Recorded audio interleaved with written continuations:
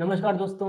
आज झारखंड और महाराष्ट्र के चुनाव की काउंटिंग चल रही है और जब मैं ये वीडियो रिकॉर्ड कर रहा हूँ तब महाराष्ट्र में बीजेपी प्रचंड बहुमत के साथ चुनाव जीतती दिख रही है और वहीं झारखंड में कांग्रेस गठबंधन चुनाव जीतता दिख रहा है। इसके अलावा एक चुनाव जो बहुत ज्यादा चर्चा में था वो है यूपी का बाई इलेक्शन और उसमें बीजेपी 9 में से 7 सीटों पर जीतती दिखाई दे रही है, जो अपने आप में बहुत बड़ी बात है क्योंकि इससे पहले इन 9 सीटों में से बीजेपी सिर्फ 5 सीटों पर थी, पर इस बार बीजेपी ने समाजवादी पार्टी से भी 2 सीटें छीन ली है। चलिए अब हम बात करते हैं इन चुनावों में ऐसा क्या था जो बीजेपी के पक्ष में रहा, किन कारणों के कारण बीजेपी आज यहाँ चुनाव जीतती हुई दिख रही है। वीडियो स्टार्ट करने से पहले दोस्तों वीडियो को लाइक कीजिएगा, चैनल को सब्सक्राइब कीजिएगा। सबसे पहले दोस्तों हम यूपी के बाई इलेक्शन पर नजर डालते हैं। सबसे पहली सीट है यहाँ पर फूलपुर, जहां पर बीजेपी का कैंडिडेट अभी 7,000 वोटों से जीतता दिख रहा है।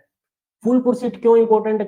क्योंकि यहाँ पर योगी जी ने इस सीट की कमान केशव प्रसाद मौर्य को संभाल रखी थी और आपने पहले देखा होगा कि किस तरह केशव प्रसाद मौर्य योगी जी के खिलाफ काम करते दिख रहे थे। उन्होंने योगी जी के खिलाफ भी कई ऐसे बयान दिए जिससे लग रहा था कि यूपी गवर्नमेंट में डिप्टी सीएम और सीएम के बीच कहीं ना कहीं कुछ दिक्कतें हैं। पर अगर इस सीट में बीजेपी हारती दिखती तो हम ये अंदाजा लगा सकते थे कि केशव प्रसाद मौर्य ने योगी जी की टांग खींचने की कोशिश की है।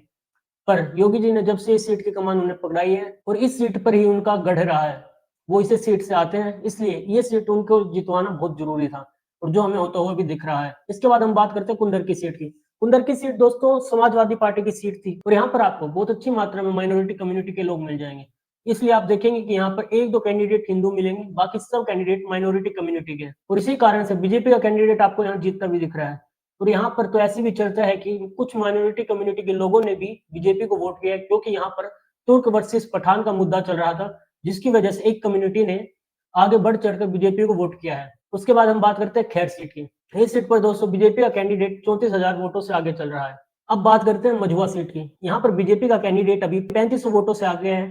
फिर बात है कटहरी। कटहरी में बीजेपी का कैंडिडेट 7,000 वोटों से आगे है। उसके बाद बात आती है करहल सीट की। यहाँ पर तेज प्रताप यादव जो अखिलेश यादव के चचेरे भाई हैं वो यहाँ पर हमें सीट जीतते दिख रहे हैं। दोस्तों इस विधानसभा सीट पर इससे पहले अखिलेश यादव चुनाव जीत चुके हैं और उनके लोकसभा में जाने के बाद ये विधानसभा सीट खाली हुई थी और ये उनकी पुश्तैनी सीट है। तो इस सीट पर तो सपा का जीतना तय था और जो हमें होता हुआ भी दिख रहा है। यहाँ पर सपा का कैंडिडेट लगभग 19,842 वोट से आगे है।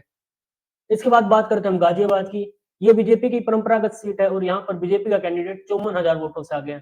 उसके बाद मीरापुर, यहाँ पर राष्ट्रीय लोक दल जो बीजेपी के साथ है उनका कैंडिडेट 22,000 वोटों से आगे है। इसके बाद बात करते हैं सीसामऊ की। यहाँ पर समाजवादी पार्टी के कैंडिडेट नसीम सोलंकी 8500 वोटों से आगे चल रही है। देखिए दोस्तों इन 9 में से बीजेपी पहले से 5 सीटों पर जीत रखी थी, पर अब बीजेपी 7 सीटों पर जीतती दिख रही है। मतलब समाजवादी पार्टी से उन्होंने 2 सीटें छीन ली है, जो एक बहुत बड़ी बात है। वैसे तो इस उपचुनाव का सरकार बनाने या गिरने पर कोई भी फर्क नहीं पड़ रहा, पर नैरेटिव के हिसाब से जो लोकसभा चुनाव में बीजेपी को यहाँ पर घाटा हुआ था, उस नैरेटिव के हिसाब से इन्हें बहुत बड़ा धक्का मिलेगा बीजेपी को और योगी जी को बहुत बड़ी बढ़त। अब बात करते हैं महाराष्ट्र इलेक्शन की।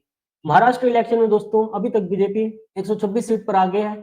उसके अलावा शिवसेना शिंदे 57 सीटों पर और एनसीपी 38 सीटों पर। इसके अलावा फिर कांग्रेस 22 पर, शिवसेना उद्धव भाऊ ठाकरे 18 पर और एनसीपी जो शरद पवार के 13 पर। दोस्तों अगर हम टोटल करें तो कांग्रेस गठबंधन की सीटें भी शिवसेना शिंदे की सीटों से कम है। तो आप सोच सकते हैं कि यहाँ बीजेपी और बीजेपी गठबंधन कितने आगे है और कांग्रेस का गठबंधन कितना पीछे है, उनकी क्या हालात होने वाली है चुनावों में। और अभी तक कांग्रेस के हालात देखकर ये लग रहा है कि इनके गठबंधन का कोई भी नेता लीडर ऑफ ओपोजिशन भी नहीं बन सकता। तो दोस्तों अब सोचने की बात यह है कि ऐसा क्या है जो महाराष्ट्र के इलेक्शन में काम कर गया और इस तरह की प्रचंड जीत बीजेपी को मिलती दिख रही है। आप देख सकते हैं जिस हिसाब से यहाँ पर वोट पड़े हैं तो चुनाव बिल्कुल बाइपोलर था और या यूं कहीं यूनिपोलर, मतलब जनता बीजेपी को चुनाव में जिताकर लाना चाहती थी और ये हमें पूरी तरह से दिख रहा है। कहीं पर लोगों को ये भी अंदेशा था कि कहीं चुनाव जीतने के बाद अजीत पवार फिर से अपने चाचा के साथ चले ना जाए, पर जिस तरह का जनता ने इन्हें मैंडेट दिया है तो अजीत पवार अगर वहां चले भी जाएं तो भी सरकार नहीं बन सकती, इसलिए अजीत पवार को भी यहीं टिक कर रहना पड़ेगा अगर वो अपनी सलामती चाहते हैं। तो दोस्तों अब हम ये देखते हैं कि ऐसा क्या था जो बीजेपी के लिए इस चुनाव में काम कर गया। इनमें सबसे बड़ी बात थी एग्रेसिव हिंदुत्व। वैसे तो बीजेपी पहले से भी हिंदुत्व की राजनीति पर खेलती थी, पर 2024 के चुनाव के आसपास हमने देखा कि बीजेपी अपने हिंदुत्व की राजनीति से हटकर सिर्फ विकास की राजनीति को आगे रखकर वोट मांगने जा रही थी, जिसका उन्हें 2024 के लोकसभा चुनाव में भी कहीं ना कहीं घाटा होता दिखा। तो इसके बाद बीजेपी ने अपना सबका साथ सबका विकास का नारा छोड़कर बटेंगे तो कटेंगे, एक है तो सेफ है जैसे नारों का यूज करना शुरू किया, जो कहीं ना कहीं पोलराइजेशन को बढ़ाने में ही सहायता करते हैं। आप दोस्तों सोचकर देखिए बीजेपी हिंदुत्व पर इतना एग्रेसिव जा रही थी कि बीजेपी के नेता भी बीजेपी के गठबंधन के साथी भी इनकी इस राजनीति को नकार रहे थे। बीजेपी के नेता पंकजा मुंडे और उनके गठबंधन के साथी अजीत पवार ने तो ये कह दिया कि ये बटेंगे तो कटेंगे जैसी राजनीति हमारे महाराष्ट्र में नहीं चल सकती। मतलब आप दोस्तों सोच के देखिए, वो स्टेट जहां पर छत्रपति शिवाजी महाराज हुए, वो स्टेट जहां पर वीर सावरकर हुए, वो स्टेट जहां पर बाल गंगाधर तिलक हुए और वो स्टेट जहां पर बाला साहब ठाकरे हुए, उस स्टेट में अगर हिंदुत्व की राजनीति नहीं चलेगी तो मेरे हिसाब से तो पूरे देश में भी कहीं नहीं चल सकती। और अपनी इस हिंदुत्व की राजनीति के साथ बीजेपी इस हद तक खड़ी थी कि देवेंद्र फडणवीस ने अजीत पवार के इस बयान पर कह दिया कि हो सकता है अजीत पवार पहले सेक्युलर राजनीति में रहे हैं तो उनकी चाल चलन उसी हिसाब से है, उन्हें जनता के नब्ज समझ नहीं आ रही है। और इस तरह देवेंद्र फडणवीस ने योगी जी के नारे बटेंगे तो कटेंगे का भरपूर समर्थन किया और उसी के दम पर चुनाव लड़ा और उसी के दम पर उन्होंने बयानबाजियां की। आप दोस्तों अगर देवेंद्र फडणवीस के 2019 के इलेक्शन के टाइम या उससे पहले की कुछ भी रैलियां या भाषण देखेंगे तो आप उन्हें ऐसा नेता पाएंगे जो सिर्फ डेवलपमेंट की बात करता है, यानी सिर्फ विकास की राजनीति। पर 2019 में जो उनके साथ डिबेकल हुआ, उसके बाद उन्होंने धीरे धीरे हिंदुत्व की लाइन पकड़नी शुरू की और आज उनकी राजनीति में हिंदुत्व का जो छोंका है वो आपको देखने को मिल सकता है। उसके लिए मैं आपको कुछ वीडियोस दिखाता हूँ, देखिए। ओएसी छत्रपति संभाजीनगर,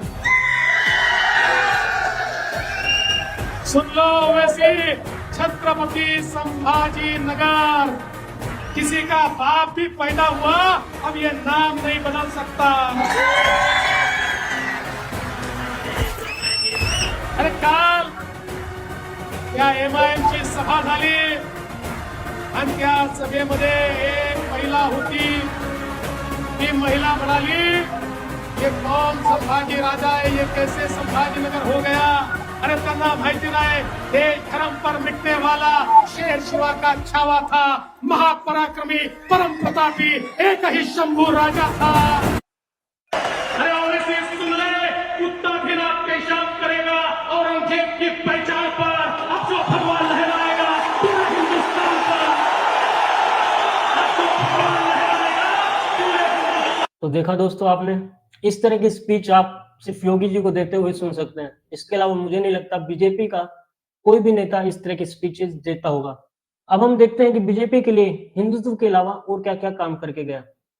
अब एग्रेसिव हिंदुत्व पर तो हमने बात कर ली है, इसके अलावा सबसे बड़ी बात जो बीजेपी के फेवर में गई वो है स्ट्रॉन्ग स्टेट लीडरशिप। दोस्तों 2024 के इलेक्शन तक या उससे पहले भी जो स्टेट के इलेक्शन हुए हैं उनमें हमने देखा है कि बीजेपी स्टेट लीडरशिप को पीछे रखकर मोदी जी के नाम पर चुनाव लड़ने जाती थी। चाहे आप कर्नाटक का इलेक्शन देखें या उससे पहले भी कई और इलेक्शन देख सकते हैं, जिसका कुछ टाइम तक तो इन्हें फायदा मिला, पर उसके बाद उसके डिमिनिशिंग रिटर्न्स भी आने शुरू हो गए। लोगों को भी लगने लगा कि यार ये क्या, हर बार मोदी जी को ही आगे कर देते हैं। लोगों को भी समझ आया कि भैया हमारे यहाँ सीएम तो मोदी जी ने बनना नहीं, तो उनके नाम पर वोट मांगने से क्या फायदा। ये बात सही है कि लोगों में अभी भी मोदी जी की पॉपुलैरिटी है, उनके नाम पर अभी भी वोट मिलता है, पर अगर आप उन्हें स्टेट चुनावों में भी इतना यूज करेंगे तो कहीं ना कहीं तो उसका घाटा होगा ही, जो हमें 2024 के चुनाव में भी दिखा। इसलिए अब बीजेपी ने अपनी स्ट्रेटेजी बदली है, उन्होंने स्टेट लीडरशिप को ज्यादा काम किया और मोदी जी को सिर्फ एक फिनिशिंग टच के लिए, या फिर यूं कहें जैसे खाने के ऊपर हम धनिया की गार्निशिंग करते हैं उसी तरह फ्लेवर के लिए रखा। बाकी मेन कोर्स तो स्टेट लीडरशिप ही थी। और महाराष्ट्र जैसा स्टेट जहां इनके पास 3 बड़े बड़े नेता हैं, पहले बीजेपी का अपने खुद के नेता देवेंद्र फडणवीस, उसके बाद 2.5 साल सीएम रहने के बाद एकनाथ शिंदे पूरे स्टेट के लीडर बनके उभरे हैं, और अजीत पवार, उनको हम अगर कितना भी कह लें पर उनकी आप एक छवि देखेंगे तो वो जनता के बीच काम करते हैं। उनके बारे में अगर आप पढ़ेंगे तो लोग ये बताएंगे कि वो सुबह 7-8 बजे ही जनता के लिए निकल पड़ते हैं, वो अपनी पार्टी के कार्यकर्ताओं के बीच काम करते हैं, उनके संगठन पर अच्छी पकड़ है। हो सकता है उनकी विचारधारा आपसे मेल न खाती हो, पर एक ऐसा नेता जो ग्राउंड पर रहकर काम करना जानता है, जिसकी अपनी जमीनी कार्यकर्ताओं पर पकड़ है, उसका कहीं ना कहीं आपको फायदा दिखता है और जो हमें इस चुनाव में होता दिख रहा है। उसके बाद जो सबसे बड़ी बात जो हमें और भी कई स्टेट देखने को मिली है और भी कई स्टेट में देखने को मिलेगी, वो है रिमोट्स ऑफ 2024 लोकसभा इलेक्शन। मतलब 2024 के लोकसभा इलेक्शन में कई चीजें बीजेपी के फेवर में नहीं गई। उनमें सबसे बड़ी बात थी, लोगों को लगा कि यार ठीक है मोदी जी तो जीत रहे हैं तो क्या करेंगे वोट डाल के।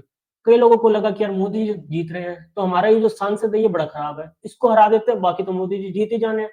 और ऐसे करते करते लोगों ने उन्हें 303 से 240 पर लाकर रख दिया। अब जो लोग मोदी जी के फैन थे या जिन्हें भी देश के विचार था, उन्हें लगा कि नहीं यार कुछ ना कुछ तो गलत हुआ है और इसका सुधार करना ही पड़ेगा। और इसी का रिजल्ट आप देखेंगे हरियाणा इलेक्शन, जहां पर कोई भी पार्टी आज तक 3 बार लगातार सरकार नहीं बना पाई है, वहां बीजेपी प्रचंड बहुमत के साथ सरकार बनाती है। बीजेपी पीक मोदी वे में 2014 के इलेक्शन में जितनी सीटें नहीं जीती थी उतनी इस बार जीत कर आई है, क्योंकि हरियाणा में बीजेपी लोकसभा में 5 सीटें हार गए थे और इसी तरह महाराष्ट्र के लोकसभा चुनाव में बीजेपी सिर्फ 9 सीटें जीत पाई थी।